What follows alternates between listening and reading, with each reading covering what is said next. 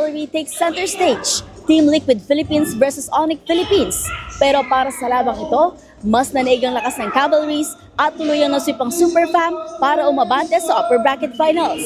Pinatunayan ng Team Liquid Philippines ang kanilang lakas sa playoffs ng MPL Philippines Season 16 matapos ang matinding 3-0 sweep laban sa Onyx Philippines noong Webes sa Cuneta Astrodome. Isang masterclass sa discipline at control ang ipinamalas ng Cavalry sa Game 1 kung saan nilampaso nila ang Onyx sa map presence, gold advantage at objective control. Sa huling push ng laban, nagpakita ng matinding composure si Kiel Oheb Soriano matapos makapag-double kill para tapusin ang game at manguna sa unang panalo ng Team Liquid. Game sa kanila, bawi sa lower bracket and sobrang gusto ko lang din i-praise yung mga kampi ko and coaches kasi lahat talaga nag-step up. Lahat talaga gusto perfect yung maging laro kasi Onyx nga yung kalaban, sobrang galing din. So, sobrang props sa kanila, comms pa lang, preparation pa lang, sobrang all-in na talaga lahat. Parang ayaw talaga magkamali, ayaw talaga matalo. Gabi naging preparations lang namin, medyo nag-chill kami kasi knowing na dalawa na yung buhay namin, galing kaming lower, ngayon upper na kami. So, medyo nag-chill kami kagabi and kinonditioning talaga, feel ko kinonditioning talaga namin yung utak namin kagabi na wag talaga mape-pressure ngayong araw na mag-enjoy lang kami, gawin lang namin best namin tsaka wag kakabahan talaga. Feel ko kasi nung nakatagos kami sa Falcons, lahat na ng mga kampi ko, parang wala nang takot kahit ano na mag-enjoy na lang namin yung game tas gagalingan. Kasi dalawa na yung buhay namin and wala na masyadong pressure.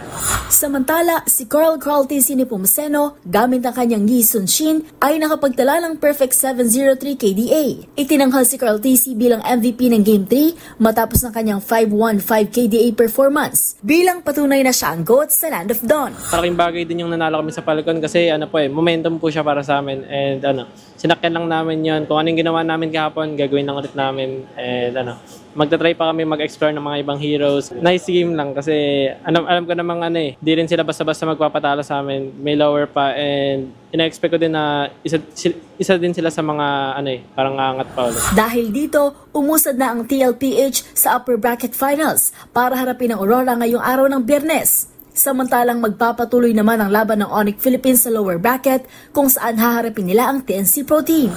Pagdating naman sa ikalawang game, tapat ang veteran leadership ng TNC Pro Team at ang magandang energy at momentum ng top seed Aurora Gaming. Matagumpay na nasimula ng Aurora Gaming ang kanilang playoff campaign sa MPL Philippines Season 16 matapos talunin ng TNC Pro Team sa isang mainit na 3-2 na laban sa upper bracket semifinals.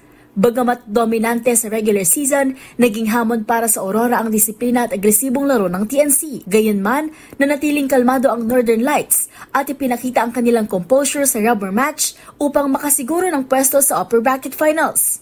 Nagbahagi ng panalo ang dalawang koponan sa unang dalawang laro bago makuha ng Aurora ang bentahe sa Game 3 sa pamamagitan ng agresibong lineup na pinangunahan ni John Doming Del Mundo gamit ang Granger na nagbukas ng Maniac sa loob ng 4 na minuto. Muling bumawi ang TNC sa Game 4 sa pamamagitan ni Justin Saida Palma gamit ang Yi Sun Shin na kumuha ng lahat ng turtle objectives at pinarusahan ng mga sablay na inisyatiba ng Aurora. Sa ikatlong laro, isang mainit na laban sa Lord Siege ang nagbigay ng bentahe sa Aurora nang makahuli si Kenneth Hue Tadeo ng 3 miyembro ng TNC sa kanyang traction pulse na nagbukas ng daan para sa tower lock at match point. Sa huli, nakabawi ang Phoenix Army at naisara ang laban sa 25 minutes upang mapilitan ang decisive Game 5.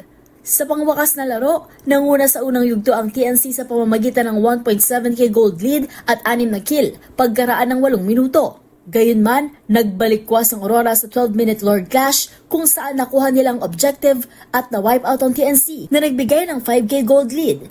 Tuloy-tuloy na ang momentum ng Northern Lights hanggang makuha ang tagumpay sa loob ng 16 minutes. Mula rito sa Cuneta Astrodome, para sa MBC TV Network News, ito si Mili Borja ng DZRH TV, una sa Pilipinas, una sa Pilipino.